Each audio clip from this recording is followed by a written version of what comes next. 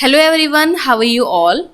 आज इस वीडियो में हम लोग लॉ ऑफ कॉन्ट्रैक्ट सीरीज का क्वेश्चन नंबर 9 डिस्कस करने जा रहे हैं, जिसमें एक बहुत इंपॉर्टेंट टॉपिक लिया है हमने, विद्वेषपूर्ण अभियोजन। ये एलएलबी बीएलएलबी के एग्जाम में कई बार पूछा गया है, यहाँ तक कि पीसीएसजे के एग्जाम में भी ये क्वेश्चन पूछा गया है और ये बहुत ही ज़्यादा इंपॉर्टेंट टॉपिक है। ओके, इसके पहले हमने जो क्वेश्चन डिस्कस किया था वो क्वेश्चन नंबर 8 था, जिसमें मानहानि यानी डिफॉर्मेशन का एक लॉन्ग क्वेश्चन बहुत ही अच्छे से प्रिपेयर किया था। उसी तरीके से आज का क्वेश्चन हम लोग देखने वाले हैं, और जो कि मैंने क्वेश्चन आपके स्क्रीन में लिखा है, ये जो है ये आपके एग्जाम में ही पूछा गया है कि विद्वेषपूर्ण अभियोजन को परिभाषित कीजिए। ये क्वेश्चन ऐसे भी हो सकता है कि विद्वेषपूर्ण अभियोजन से आप क्या समझते हैं, इसके आवश्यक तत्व क्या हैं, वादी को विद्वेषपूर्ण अभियोजन के वाद में सफल होने के लिए किन बातों को सिद्ध करने की आवश्यकता होती है। विद्वेषपूर्ण अभियोजन तथा मिथ्या कारावास, ये जो मिथ्या कारावास है ये भी एक टॉपिक है, ये यहाँ से भी शॉर्ट क्वेश्चन पूछे जाते हैं और ये लॉन्ग क्वेश्चन में पूछ लिया जाता है कि विद्वेषपूर्ण अभियोजन और मिथ्या कारावास में अंतर बताइए, और अंतर स्पष्ट करते हुए ये भी बताना है कि विद्वेषपूर्ण अभियोजन उपचार है या अपवाद है। ये एक बहुत इंपॉर्टेंट, बहुत अच्छा क्वेश्चन है और हम लोग बहुत अच्छे से आज इस वीडियो में समझने वाले हैं। तो चलिए अब हम वीडियो को स्टार्ट कर लेते हैं। जैसा कि आप लोगों को दिख रहा है, कुछ इस तरीके से हम लोग अपना आंसर स्टार्ट करेंगे, लेकिन हम आगे इसका आंसर डिस्कस करें कि विद्वेषपूर्ण अभियोजन क्या होता है, इसके क्या आवश्यक तत्व होते हैं। पहले हम थोड़ा सा इसका बैकग्राउंड समझ लेते हैं, जिससे आज का ये जो आंसर है हमें और अच्छे से क्लियर हो जाएगा। ठीक है, समझने की कोशिश करिएगा आप लोग। जैसे दो टाइप के मामले होते हैं, कौन कौन होता है, एक होता है आपका सिविल केस और दूसरा क्या होता है, क्रिमिनल केस। मैं यहाँ पर लिख भी देती हूँ, दो टाइप के आपके केस होते हैं, सिविल केस और क्रिमिनल केस। सिविल केस क्या होता है, सिविल केस में दो पार्टी होती हैं, जिनमें एक पार्टी के अधिकारों का उल्लंघन दूसरे पार्टी के द्वारा किया जाता है। ठीक है, या उसको इंजरी पहुंचाई जाती है, किसी तरीके से आर्थिक या फिजिकली नुकसान पहुंचाया जाता है। ठीक है, या कुल मिला के ऐसे कह सकते हैं कि जिसमें एक व्यक्ति के विधिक अधिकारों का उल्लंघन होता है। ठीक है, तो वो क्या करता है, वो कोर्ट में जाता है, कोर्ट में जाकर के इस चीज़ की मांग करता है कि उसको जो उसके विधिक अधिकारों का जो उल्लंघन हुआ है, जो उसको क्षति हुई है, उसकी भरपाई करवाई जाए। तो कोर्ट जो है उस दूसरी पार्टी से जिसने उसके अधिकारों का उल्लंघन किया है, उससे उसको क्षतिपूर्ति करवा देता है, बस काम खत्म। लेकिन क्रिमिनल केस में क्या होता है, यहाँ पर एक व्यक्ति के द्वारा अपराध किया जाता है। अब अपराध क्या है, आईपीसी जो 1860 की है, इंडियन पीनल कोड, उसमें जितने कार्यों को अपराध बताया गया है, अगर कोई व्यक्ति ऐसे अपराधों को करता है तो उसके खिलाफ क्या है, कानूनी कार्यवाही करी जाती है, यानी उसके विरुद्ध जो आपराधिक कार्यवाही करी जाती है उसको दंडित करने के लिए, उसी को क्रिमिनल केस कहते हैं। ठीक है, अब यहाँ पर थोड़ा और समझते हैं। पहले हम एक एग्जांपल लेते हैं। जैसे सपोज आपके घर में कोई चोरी करता है, तो आप क्या करोगे, पुलिस में कंप्लेन करोगे, पुलिस आएगी, उस व्यक्ति को गिरफ्तार करेगी और ले जाएगी। ठीक है, तो यहाँ पर अब आपका काम खत्म हो गया। ठीक है, मतलब आपने कंप्लेन करी और पुलिस आई, उसको गिरफ्तार करके ले गई। अब उसके बाद आगे के जितनी भी प्रोसीडिंग होनी है, अब उसमें आपको कुछ नहीं करना है, ना आपको वकील हायर करना है, कुछ नहीं करना है। वहाँ पे सरकारी वकील होगा और सरकार ही उस मामले को देखेगी। और यहाँ पर पार्टी एक तरफ होता है आपका क्रिमिनल, जिसके ऊपर अपराध का आरोप लगाया जाता है, दूसरी तरफ पार्टी होती है स्टेट, यानी सरकार होती है। आप वहाँ पे पार्टी नहीं कहे जाओगे। ठीक है, क्योंकि ये जो अपराध होते हैं वो सोसाइटी के विरुद्ध होते हैं। यहाँ पर स्टेट ये रिस्पॉन्सिबिलिटी लेता है कि इस स्टेट के जितने भी नागरिक हैं उनकी सुरक्षा का दायित्व मेरा है। अगर किसी व्यक्ति की सुरक्षा में संकट आता है तो वो रिस्पॉन्सिबिलिटी किसकी है, वो स्टेट की है कि उसको सुरक्षा उसको बनाए रखे, अगर कोई अपराधी अपराध करता है उसको दंडित करे। इसलिए इसमें एक पार्टी होता है आपका अपराधी और दूसरा पार्टी होता है स्टेट। और जबकि सिविल केस में क्या हमने देखा था, वहां पर दो व्यक्ति होते हैं, एक वादी होता है, एक प्रतिवादी होता है। वादी अपने पैसे से जाता है कोर्ट में केस करता है, कोर्ट फीस भरता है, अपना वकील हायर करता है और इतना सब कुछ करने के बाद उसको कंपनसेशन प्राप्त होता है। तो वहाँ पर ये चांसेस कम होते हैं कि कोई व्यक्ति झूठी कार्यवाही करे या झूठी कंप्लेन करे। लेकिन क्रिमिनल केस में क्या होता है कि व्यक्ति आरोप लगाता है और उसके एफआईआर कराता है, कंप्लेन करता है, उसके बाद का मामला जो है वो पूरा पुलिस देखती है, यानी स्टेट देखता है, उसका एक भी पैसा नहीं लगता है, ना उसको वकील हायर करना है, ना उसको किसी चीज़ में कोई खर्च देना है। तो यहाँ पर चांसेस ज़्यादा बढ़ जाते हैं कि व्यक्ति जो है झूठी कंप्लेनें करते हैं, किसी व्यक्ति को बेवजह परेशान करने के लिए या जलन भावनावश या द्वेष भावनावश उसको परेशान करने के लिए क्या करते हैं, क्रिमिनल कह सकते हो कि उसके ऊपर क्रिमिनल चार्जेस लगाते हैं या आरोप लगाते हैं या उसके खिलाफ झूठी कार्यवाही करते हैं, ठीक है, झूठे आरोप लगाते हैं। और क्योंकि जो क्रिमिनल केसेस होते हैं उसमें जो पीड़ित व्यक्ति होता है, जिसके खिलाफ अपराध होता है, जो कंप्लेन करता है जा करके, उसका एक भी पैसा नहीं लगता है, वो सिर्फ कंप्लेन करता है, बाकी का मामला पुलिस देख लेती है, उसको गिरफ्तार करती है, फिर अपना सरकारी वकील लाती है, वो आगे की पूरी प्रोसीडिंग इंक्वायरी वगैरह सब कुछ चलता है। लेकिन इसमें जो व्यक्ति कंप्लेन करता है उसका कुछ भी पैसा नहीं लगता है। तो यहाँ पर चांसेस ज़्यादा बढ़ जाते हैं कि व्यक्ति जो है झूठी कंप्लेनें करते हैं, किसी व्यक्ति को परेशान करने के लिए या जलन भावना ईर्ष्यावश जो है किसी व्यक्ति के खिलाफ जो है आपराधिक कार्यवाही करते हैं या उसके ऊपर आरोप लगाते हैं, ठीक है, उसके विरुद्ध जो है कंप्लेनें करते हैं। तो यहाँ पर क्या होता है, सपोज एक एग्जांपल ले लेते हैं कि जैसे ए व्यक्ति है और बी व्यक्ति के खिलाफ वो झूठा आरोप लगाता है, चोरी का आरोप लगाता है। अब पुलिस उसको गिरफ्तार करके ले गई, कोर्ट केस चला, वहाँ पर ट्रायल शुरू हुआ, लेकिन उसके खिलाफ बी के खिलाफ कोई ठोस सबूत नहीं मिला, जिसकी वजह से कोर्ट ने उसे बाइज्जत बरी कर दिया। ओके, अब वो बी कोर्ट से बाहर आ गया, लेकिन जितने दिन तक वो जेल में रहा उतने दिन तक उसका जो व्यापार कर रहा था, बिजनेस कर रहा था, वो ठप पड़ा रहा, उसको वो नुकसान हो गया। और दूसरी चीज़, जब उसके ऊपर चोरी का आरोप लगाया गया, जब उसको गिरफ्तार किया गया था, तो वहाँ पर सोसाइटी में जो उसकी छवि थी, रेपुटेशन थी, वो भी खराब हो गई। अब लोग उसको अलग नज़रों से देखने लगे थे, ठीक है, बेशक वो बाइज्जत बरी होकर के आ गया, लेकिन फिर भी लोगों के जो नज़रों में जो इज्जत थी वो तो कम हो गई। तो यहाँ पर ये जो उसको नुकसान हुआ है उस व्यक्ति की झूठी कंप्लेन की वजह से, ये जो भी उसको नुकसान हुआ है, जो भी उसके खिलाफ ये कानूनी कार्यवाही करी गई, उसको गिरफ्तार किया गया, उसको जेल में रहना पड़ा, जो भी उसको नुकसान हुआ, तो अब उसके लिए क्या कर सकता है। अब यहाँ पर जो है कानून उस व्यक्ति को ये अधिकार देती है कि वो उस व्यक्ति के खिलाफ विद्वेषपूर्ण अभियोजन के लिए वाद ला सकता है, उसको जो भी क्षति हुई है वो उससे कंपनसेशन प्राप्त कर सकता है। ओके, अब यहाँ पर थोड़ा सा समझिएगा, यहाँ पर दो टाइप के मामले होते हैं। पहला जो मामला होता है वो क्रिमिनल मामला होता है, जिसमें किसी व्यक्ति के खिलाफ झूठी कार्यवाही करी जाती है, झूठी आपराधिक कार्यवाही करी जाती है और उसके खिलाफ अभियोजन चलता है, ठीक है, और उसके बाद वो बाइज्जत बरी हो जाता है, वो छूट जाता है जेल से, ठीक है, उसके ऊपर जो भी चार्जेस लगाए जाते हैं वो सारे हटा दिए जाते हैं। उसके बाद उसको जो इंजरी होती है तो फिर वो क्या करता है, उस इंजरी जो भी उसको क्षति होती है उसकी भरपाई करने के लिए फिर वो सिविल कोर्ट जाता है। सिविल कोर्ट में क्या करता है, उस व्यक्ति के खिलाफ जिसने उसके खिलाफ कंप्लेन करी थी, झूठा आरोप लगाया था, उसके खिलाफ वो विद्वेषपूर्ण अभियोजन के लिए अपकृत्य का वाद दायर करता है, यानी सिविल मामला दायर करता है और उससे क्षतिपूर्ति की मांग करता है, ठीक है। तो यहाँ पर दो मामले होते हैं, पहला होता है यहाँ पर क्रिमिनल मामला, और इस पहले वाले जो क्रिमिनल केस होता है इसमें एक व्यक्ति होता है जो आरोप लगाता है और दूसरा व्यक्ति जिसको जेल में डाला जाता है, जिसको गिरफ्तार किया जाता है, ठीक है। तो जिस व्यक्ति को गिरफ्तार किया गया था, जिसके ऊपर आपराधिक आरोप लगाया गया था, अब ये यहाँ पर वादी बन जाएगा, ठीक है, यहाँ पर ये क्या बन जाएगा, वादी बन जाएगा, क्योंकि अब ये कोर्ट में जा रहा है, सिविल कोर्ट में जा रहा है, कंपनसेशन के लिए वाद दायर कर रहा है, ये वादी बन गया। और जिसने आरोप लगाया था वो क्या बन जाएगा, वो प्रतिवादी बन जाएगा, ठीक है। इतना समझ में आ गया क्या होता है। हो सकता है कि थोड़ा भी दिक्कत हुई होगी, लेकिन मुझे नहीं लगता कि इतना टफ भी था, बहुत ही आसान था। अगर थोड़ा सा रिलेट कर पा रहे होंगे आप लोग तो चलिए।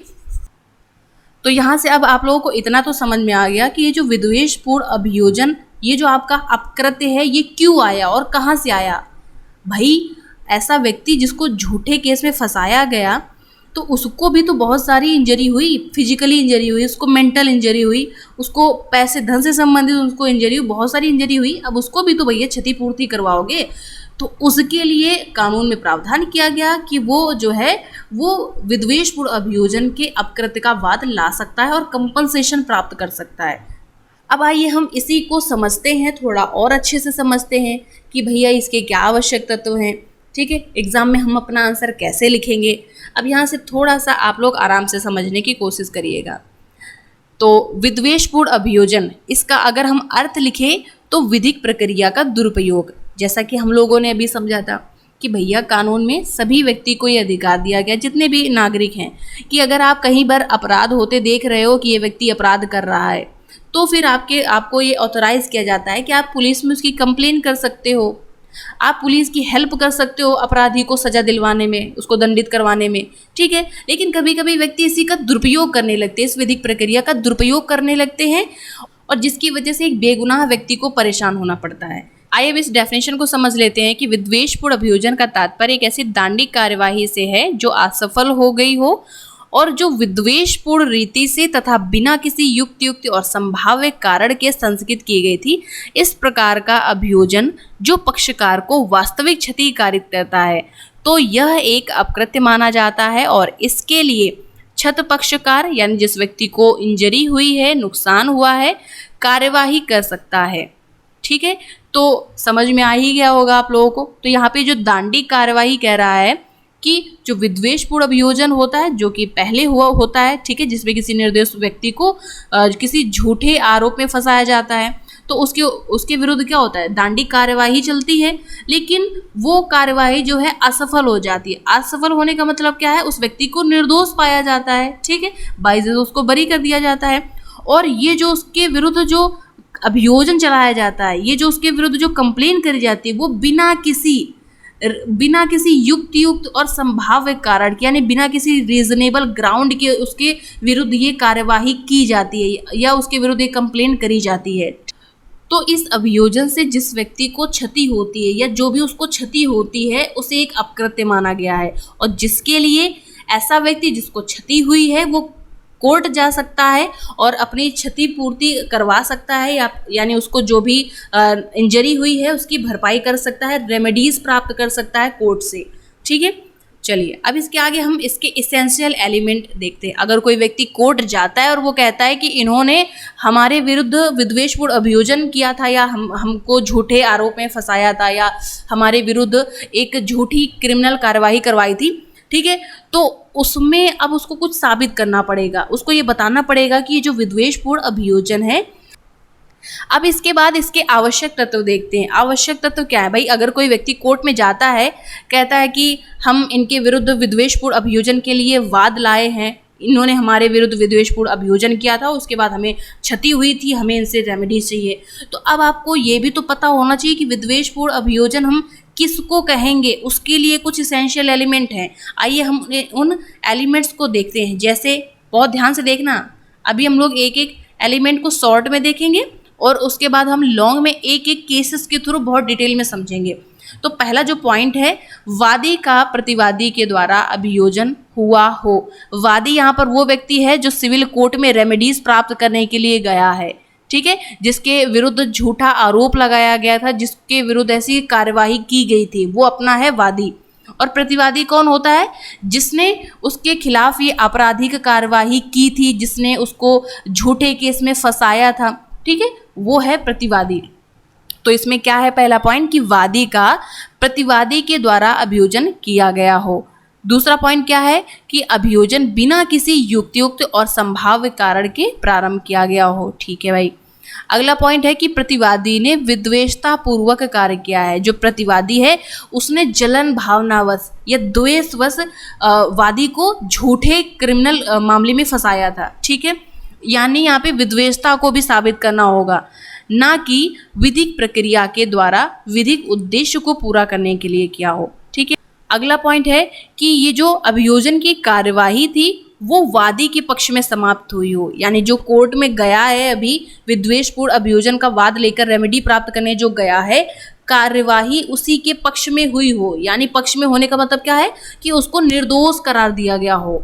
अगर उसके पक्ष में नहीं है, यानी अगर उसको दोषी ठहराया गया है, फिर तो वो इसके लिए कोर्ट जा ही नहीं सकता, रेमेडीज प्राप्त करने की बात ही नहीं आएगी, फिर वो तो सीधे जेल चला जाएगा। भाई अगर किसी व्यक्ति के खिलाफ चोरी का आरोप लगाया गया और कोर्ट में साबित हो जाता है कि उसने चोरी करी है, फिर तो वो सीधे जेल जाएगा ना। अगर लेकिन उसको निर्दोष साबित कर दिया जाता है, वो कोर्ट से बाहर, जेल से बाहर आ जाता है, ठीक है, निर्दोष हो गया, अब वो विद्वेषपूर्ण अभियोजन के लिए वाद ला सकता है उसके खिलाफ जिसने उसके ऊपर ये आरोप लगाया था। ठीक है, जिसने कंप्लेन करी थी या जिसने इस क्रिमिनल कार्यवाही को उकसाया था, उत्प्रेरित किया था। अगला पॉइंट है क्या कि अभियोजन के परिणाम स्वरूप वादी को क्षति कारित हुई हो। ये भी पॉइंट बहुत ज़्यादा इंपॉर्टेंट है कि उसको कुछ बहुत क्षति भी होनी चाहिए। ऐसा नहीं है कि उसके खिलाफ आरोप तो लगाया गया, उसके खिलाफ क्रिमिनल कार्यवाही की गई, लेकिन उसको कुछ क्षति ही नहीं हुई, कोई नुकसान ही नहीं हुआ उसको, तो फिर वो विद्वेषपूर्ण अभियोजन के लिए वाद नहीं ला सकता है। ठीक है, अगर ऐसा कोई व्यक्ति जो चोर उचक्का पहले से ही है, लेकिन उसने खैर इस मामले में तो चोरी नहीं की, अगर उसको चोरी के लिए जेल चला गया, कार्रवाई हुई उसके खिलाफ, कोर्ट से बाहर आया, उसको कुछ फर्क ही नहीं पड़ा, ना तो उसको कुछ नुकसान हुआ, ना उसके सोसाइटी में जो उसकी रेपुटेशन थी वो हार्म हुई, उसको कुछ हुआ ही नहीं है। ठीक है, उसको कोई क्षति ही नहीं हुई है ऐसी कार्रवाई करने से, तो फिर वो इसके लिए वाद नहीं ला सकता है। ओके, तो अब हम लोग आगे इन्हीं पॉइंट को एक एक करके समझते हैं। तो ये जितना मैंने अभी आपको आंसर लिखवाया है, ये जितना हम लोगों ने अभी समझाया, अगर आपके एग्जाम में शॉर्ट क्वेश्चन पूछ लिया जाता है तो शॉर्ट में आप विद्वेषपूर्ण अभियोजन बता देना। अगर आपसे पूछा जाता है कि इसकी आवश्यकता तो बताइए, शॉर्ट में सपोज आ जाए, तो जितना ये लिखा हुआ है आवश्यकता तो हेडिंग से लेकर के ये 5 पॉइंट आप इतना लिख दीजिएगा। ठीक है, और थोड़ा सा कंक्लूजन लिख दिएगा, यहाँ से आपका शॉर्ट खत्म। लेकिन अगर लॉन्ग आता है तो इन दोनों पेजेस के बाद अब हम इनको एक एक करके एक्सप्लेन करेंगे। ओके, तो अब हम इसकी चलिए एसेंशियल एलिमेंट स्टार्ट करते हैं।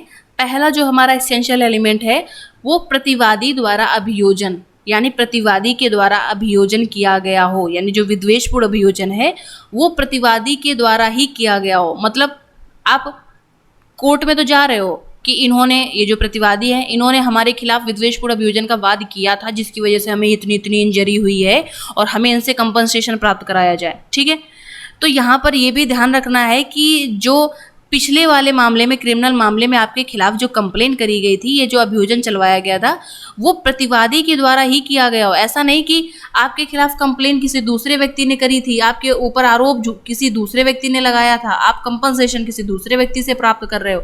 ठीक है, तो जिसको आप इस मामले में, सिविल मामले में जिसको प्रतिवादी बना रहे हो, पहले वाले मामले में उसी के द्वारा आपके ऊपर झूठा आरोप लगाया गया हो। ठीक है, अब हम इसके आगे क्या लिखेंगे कि इस आवश्यक तत्व को साबित करने के लिए 2 शर्तें साबित करनी आवश्यक है। पहला ये है कि वादी का अभियोजन हुआ हो, और दूसरी बात ये है कि वादी का अभियोजन प्रतिवादी द्वारा किया गया था। ये दोनों बातें साबित करनी होंगी। अब यहाँ पर अभियोजन क्या है हमें ये भी समझना होगा।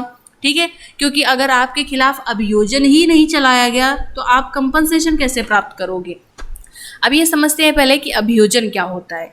तो अभियोजन क्या होता है, जैसे आपको गिरफ्तार किया गया पुलिस के द्वारा, फिर उसके बाद इन्वेस्टिगेशन हुई, इन्वेस्टिगेशन के बाद आपका ट्रायल शुरू हुआ, कोर्ट में, न्यायालय में ट्रायल शुरू हुआ, उसके बाद दोनों पार्टियाँ जो भी आरोप लगाए गए, आरोप प्रत्यारोप ये हुआ, साबित किया गया, उन्होंने सबूत दिया, फिर उन्होंने सबूत दिया, ये जो भी पूरी प्रोसीडिंग करी गई, ये इसको क्या बोला जाएगा, अभियोजन बोला जाएगा। ठीक है, तो यहाँ पर ये जो अभियोजन है वो पहली चीज़ तो आपराधिक होना चाहिए। ठीक है, अगर आप विद्वेषपूर्ण अभियोजन के लिए, कंपनसेशन के लिए कोर्ट में वाद ला रहे हो तो आपको ये साबित करना पड़ेगा कि इस प्रतिवादी ने हमारे खिलाफ आपराधिक अभियोजन चलवाया था, आपराधिक कार्यवाही करवाई थी। ठीक है, और ये जो कार्रवाई है ये न्यायालय के समक्ष होनी चाहिए, जो न्यायिक अधिकारी या न्यायाधिकरण के समक्ष होनी चाहिए। अब यहाँ पर एक केस था नरेंद्र नाथ राय वर्सेस बसंत राय वैराग का केस है। इसमें ये कहा गया था कि एक पुलिस अधिकारी के समक्ष जो चलाई गई कार्यवाही है वो अभियोजन नहीं मानी जाएगी। ठीक है, यानी आपको गिरफ्तार किया गया लेकिन पुलिस स्टेशन से ही आप आ गए, आपको जेल में नहीं भेजा गया, या आपके ऊपर जो या फिर कोर्ट में ट्रायल नहीं चला, आप उसके पहले ही घर आ गए, वापस आ गए, वहीं से ही आपका ये पता चल गया कि आपने चोरी नहीं करी थी, तो फिर इसको अभियोजन नहीं माना जाएगा। अब यहाँ पर आप कंपनसेशन के लिए नहीं प्रतिवादी को घसीट करके सिविल कोर्ट में ले जाओगे। ठीक है, चलिए, तो अभियोजन क्लियर हो गया। अब यहाँ पर हम ये भी बता सकते हैं कि अभियोजन प्रारंभ कब होता है। तो एक फेमस केस है इसी पे, येट्स वर्सेस द क्वीन का केस है। इस केस में ये कहा गया कि अभियोजन तब तक प्रारंभ नहीं होता है जब तक कि किसी व्यक्ति को परिवाद का उत्तर देने के लिए आहूत यानी हाजिर होने के लिए, उपस्थित होने के लिए नहीं बुलाया जाता है। ठीक है, यानी अभियोजन बस तुम इतना याद रखना कि जैसे आपको गिरफ्तारी हुई, पुलिस स्टेशन आप गए, और अगर पुलिस स्टेशन से ही आपको वापस कर दिया जाता है, ठीक है, तो फिर इसको अभियोजन नहीं माना जाएगा। अभियोजन तब माना जाएगा मतलब पुलिस ने गिरफ्तार किया, पुलिस स्टेशन गए, उसके बाद इन्वेस्टिगेशन हुआ और फिर कोर्ट में आपका ट्रायल स्टार्ट हो गया। आप कोर्ट में गए न्यायालय के समक्ष और वहाँ पर आपके ऊपर जो आरोप लगाए थे आपने अपने सबूत दिए और जिस व्यक्ति ने आरोप लगाए थे उसने अपने सबूत दिए। मतलब ये जो कोर्ट में प्रोसीडिंग होती है पूरी, इसी को अभियोजन की कार्रवाई बोलेंगे। ओके, अब इसकी जो दूसरी शर्त है वो ये है कि अभियोजन प्रतिवादी के द्वारा संस्थगित किया जाना चाहिए। ठीक है, यानी जब भी हम प्रतिवादी बोलें तो आप उस व्यक्ति को प्रेज्यूम करके चलिएगा जिसके खिलाफ अभी आप सिविल कोर्ट में गए हो कंपनसेशन प्राप्त करने के लिए। ठीक है, तो उसको याद करके चलिएगा। और पहले वाले केस में जो क्रिमिनल केस था उसमें उसने आपके खिलाफ कार्यवाही करी थी, और पहले वाले केस में जो कि क्रिमिनल केस था उसमें प्रतिवादी ने आपके खिलाफ कंप्लेन करी थी और वहाँ पर वो अभियोजक था, याद रखना। ठीक है, तो दूसरी शर्त इसकी क्या है कि अभियोजन प्रतिवादी के द्वारा संस्थगित की जानी चाहिए।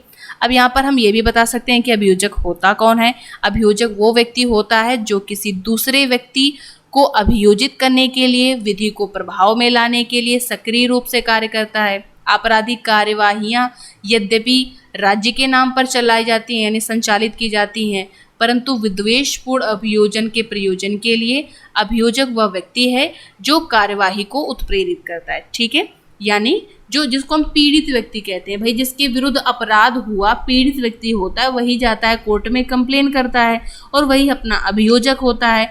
ठीक है, यानी जो आपराधिक कार्यवाही होता है इसको उत्प्रेरित यानी विधि को प्रभाव में कौन लाता है? अभियोजक लाता है। ठीक है, अगर वो विद्वेषपूर्ण कर रहा है तो फिर आगे का जानते हो आप सिनेरियो क्या होगा। अब इसके बाद यहाँ पर एक फेमस केस भी है, केस को देख लेते हैं। केस आपका है बलमद वर्सेस बद्री शाह और गया प्रसाद का केस है। इस केस में क्या कहा गया कि अभियोजन प्रतिवादी द्वारा किया जाना चाहिए। अभियोजक वह व्यक्ति होता है जो किसी दूसरे व्यक्ति को अभियोजित करने के लिए सक्रिय होकर विधि के प्रवर्तन को उपकरण बनाता है। ठीक है, अभियोजन वही अपना पीड़ित व्यक्ति जो पहले वाले क्रिमिनल केस में कंप्लेन करता है, ठीक है, उसी को अभियोजक बोलते हैं। आ जाओ, इसके बाद क्या है, सेकेंड आपका एसेंशियल एलिमेंट है कि युक्त और संभाव्य कारण की अनुपस्थिति। यानी जो अभियोजक है जिसने आपके खिलाफ पहले वाले क्रिमिनल केस में कंप्लेन करी थी, उसने कंप्लेन बिना किसी युक्त कारण के की हो, यानी विद्वेष पूर्वक की हो। ठीक है, युक्त कारण का मतलब सपोज एक एग्जांपल लेते हैं, जैसे कि आप सपोज ए व्यक्ति है, वो अपने घर के बाहर खड़ा है और उसके घर के अंदर उसका एक छोटा सा बेटा है और वो देखता है कि एक व्यक्ति बड़ी गुस्से में उसके घर में जा रहा है, एक अनजान व्यक्ति, और तलवार लेकर के उसके घर में जा रहा है और थोड़ी देर बाद बाहर आ गया भागते हुए। अब घर में जब वो गया तो उसने देखा कि उसका जो बेटा था वो तो उसकी किसी ने हत्या कर दी है। ठीक है, तलवार से किसी ने हत्या उसकी कर दी है। अब वो क्या करेगा, अब तो उसी व्यक्ति के खिलाफ वाद लाएगा या उसी व्यक्ति के खिलाफ कंप्लेन करेगा या उसी व्यक्ति के ऊपर आरोप लगाएगा हत्या का जो उसके घर में गया था तलवार लेकर के, क्योंकि जिस तरीके की परिस्थितियां थी उसको देख करके तो ऐसा ही लग रहा था कि उसी व्यक्ति ने उसकी हत्या करी है। तो यहाँ पर क्या है, यहाँ पर ये कहा जाएगा कि ऐसा उसने युक्त कारण की वजह से किया। यहाँ पर जो है युक्त कारण था, यहाँ पे रीजनेबल ग्राउंड था उसके कंप्लेन करने का। लेकिन विद्वेषपूर्ण अभियोजन के लिए हमें ये साबित करना होता है कि जो प्रतिवादी है वो उसने बिना किसी युक्त आधार के या बिना किसी युक्त कारण के उसके ऊपर ये जो है अभियोजन करवाया था या कंप्लेन करी थी उसने। इसके बाद केस है, इसका फेमस केस है और इससे आपको और अच्छे से समझ में आएगा। केस आपका है व्याट वर्सेस वाइट का केस, 1860 का केस है। इस मामले में क्या हुआ था कि प्रतिवादी ने वादी की गोदाम में कई बोरे देखे, ठीक है, और कुछ नए बोरे भी थे जिस पर उसके व्यक्तिगत चिन्ह लगे थे। यानी प्रतिवादी के जो व्यक्तिगत चिन्ह थे जो अपने बोरों पे वो हमेशा लगाता था, उसने देखा कि वादी के गोदाम में जो बोरे पड़े हैं उनमें भी वही निशान लगा है और कुछ पुराने बोरे भी थे जिनमें वो निशान कटा हुआ था। तो उसको ऐसा लगा कि वादी ने उसके बोरे जो है वो चोरी कर लिए हैं। ठीक है, तो उसने क्या कर दी, पुलिस में कंप्लेन कर दी, उसकी गिरफ्तारी हो गई, उसको गिरफ्तार कर लिया गया। लेकिन बाद में उसके खिलाफ कोई ठोस सबूत न मिला जिसकी वजह से मजिस्ट्रेट ने उसे बाइज्जत बरी कर दिया, यानी दोष मुक्त कर दिया। तो यहाँ पर जो वादी है जिसको दोष मुक्त कर दिया गया, तो उसने क्या किया, प्रतिवादी के खिलाफ उसने विद्वेषपूर्ण अभियोजन के लिए वाद चलाया कि इन्होंने विद्वेषपूर्वक हमारे ऊपर ये जो आपराधिक कार्यवाही करवाई, जिसकी वजह से हमें ये क्षति हुई, हमें इनसे रेमेडीज प्राप्त कराई जाए। ठीक है, तो कोर्ट ने ये कहा कि प्रतिवादी ने जो भी आपके ऊपर चोरी का इल्ज़ाम लगाया था, जो भी आपके ऊपर क्रिमिनल कार्यवाही करवाई, उसके लिए उसके पास रीजनेबल डाउट मतलब ग्राउंड था, उसने संदेह, उसके पास संदेह के कारण भी थे। उसने आपके गोदाम में बोरे जो देखे उसमें उसी के निशान लगे थे, तो उसको ऐसा लगा कि आपने चोरी करे हैं। तो यहाँ पे आप ये नहीं कह सकते हो कि उसने बिना किसी कारण के आपके ऊपर ये ऐसी कार्रवाई करवाई। ठीक है, तो यहाँ पर प्रतिवादी को उत्तरदायी नहीं ठहराया गया। अब आपको समझ में आ गया होगा। तो पहला हमें क्या साबित करना होगा कि प्रतिवादी ने उसके ऊपर अभियोजन तो पहला एसेंशियल एलिमेंट क्या साबित करना होगा कि प्रतिवादी के द्वारा अभियोग चलाया गया हो, और दूसरा एसेंशियल एलिमेंट साबित करना होगा कि ऐसा जो अभियोग चलाया गया उसके लिए युक्त और संभाव्य कारण ना हो, बिना किसी युक्त कारण के ऐसी कार्यवाही करी गई। अब इसके बाद तीसरा आपका एसेंशियल एलिमेंट है कि विद्वेष, यानी ऐसी जो आपराधिक कार्रवाई करवाई गई थी, जो अभियोग चलवाया गया था, वो विद्वेष पूर्वक किया गया हो। तो यहाँ पर क्या लिखेंगे कि वादी को यह भी सिद्ध करना पड़ता है कि प्रतिवादी ने उसको अभियोजित करने में दुर्भावना के साथ कार्य किया था। ओके, प्रतिवाद का उद्देश्य वादी को अभियोजन के माध्यम से परेशान करना था या उसको क्षति पहुंचाना था। विद्वेष का मतलब क्या होता है कि कोई अनुचित या फिर अपकृत्यपूर्ण आशय विद्यमान होना। ठीक है, कोई भी अनुचित या अपकृत्यपूर्वक आशय से किसी व्यक्ति को अभियोजित करवाना, तो इसी को क्या बोला जाएगा, विद्वेषपूर्ण अभियोजन। अर्थात प्रतिवादी का आशय विधिक प्रक्रिया का सदुपयोग करना ना होकर के वादी को परेशान करने का था। ओके, अब आपको विद्वेष का मतलब समझ में आ गया। इसके बाद आपका जो फोर्थ आवश्यक तत्व है वो है कि कार्यवाही का वादी के पक्ष में समाप्त होना, यानी जो पहले जो आपराधिक कार्यवाही करी गई थी वो वादी के पक्ष में समाप्त हुई हो, यानी न्यायालय ने उसे दोष मुक्त कर दिया हो, उसके ऊपर जो भी आरोप लगाए गए थे वो सारे हटा दिए गए हों, उसको बाइज्जत बरी कर दिया गया हो। अगर ऐसा हुआ है तब वो इस विद्वेषपूर्ण अभियोजन के लिए सिविल कोर्ट में कंपनसेशन के लिए वाद ला सकता है, वरना फिर वो नहीं ला सकता है। और अगर उसको दोष सिद्ध कर दिया जाता है, यानी दोषी करार दिया जाता है, फिर वो यहाँ थोड़ा ना होता, वो तो सीधे जेल की चक्की पीस रहा होता। ठीक है, वही चीज़। और इसके अलावा और उसे क्या साबित करना पड़ता है कि ऐसी कार्यवाही के पश्चात उसको क्षति भी सहन करनी पड़ी, यानी विद्वेषपूर्ण अभियोजन के वाद में सफल होने के लिए वादी द्वारा ये साबित किया जाना आवश्यक है कि उसे विद्वेषपूर्ण अभियोजन के फलस्वरूप वादी को क्षति सहन करनी पड़ी। यद्यपि अभियोजन की कार्यवाही का समापन वादी के पक्ष में हुआ हो, परंतु अभियोजन की कार्यवाही के फलस्वरूप उसे हानि यानी नुकसान सहन करनी पड़ी है या उसे क्षति हुई है। ठीक है, बेशक जो कोर्ट ने डिसीजन दिया है वो उसके फेवर में दिया, लेकिन उसके बाद भी उसको कुछ बहुत क्षति हुई है कि नहीं। कोर्ट वो जेल में गया, जेल में इतने दिन रहा, अब उसके सोसाइटी में जो उसकी रेपुटेशन थी वो खराब हो गई, लोगों की नज़रों में उसकी इज्जत कम हो गई। दूसरी चीज़, वो काफ़ी दिन तक जेल में रहा, जिसकी वजह से उसका जो भी व्यापार चल रहा था उसका भी नुकसान हुआ, और उसको शारीरिक क्षति हुई, बहुत सारी जो भी उसको इंजरी हुई वो उसे साबित करना पड़ेगा उसको। ठीक है, अगर वो इस वाद में सफल होना चाहता है, यानी कंपनसेशन प्राप्त करना चाहता है। और इसके बाद क्षति के लिए प्रतिकर, उसे कौन कौन से प्रतिकर प्राप्त हो सकते हैं इस क्षति के लिए, तो यहाँ पे हम लिख सकते हैं कि विद्वेषपूर्ण अभियोजन के दावे में सफल होने के लिए जो वादी है वो निम्नलिखित प्रतिकर की मांग कर सकता है। जैसे वादी की प्रतिष्ठा को जो क्षति हुई है उसके लिए क्षतिपूर्ति प्राप्त कर सकता है, शारीरिक क्षति के लिए जो संपत्ति को उसको क्षति हुई है इसके लिए वो प्रतिकर यानी रेमेडीज प्राप्त कर सकता है। निष्कर्ष में हम क्या कह सकते हैं कि वादी को विद्वेषपूर्ण अभियोजन के वाद में सफल होने के लिए उपयुक्त आवश्यक तत्वों को साबित करना आवश्यक है। अब इसके बाद हम जो टॉपिक डिस्कस करने वाले हैं वो विद्वेषपूर्ण अभियोजन तथा मिथ्या कारावास में अंतर। तो ऊपर वाला क्वेश्चन हो गया हमारा। अब ये एक नया टॉपिक है, क्योंकि मिथ्या कारावास एक नया टॉपिक है, तो हम अगले पार्ट में पहले मिथ्या कारावास को समझेंगे, फिर विद्वेषपूर्ण अभियोजन और इन दोनों के बीच में डिफरेंस समझेंगे। ये भी क्वेश्चन एग्जाम में कभी कभी पूछ लिया जाता है, इस वजह से हम इसको भी थोड़ा अच्छे से पढ़ लेंगे। तो चलिए आज का वीडियो बस इतना ही, आगे फिर नेक्स्ट पार्ट में हम कवर करते हैं।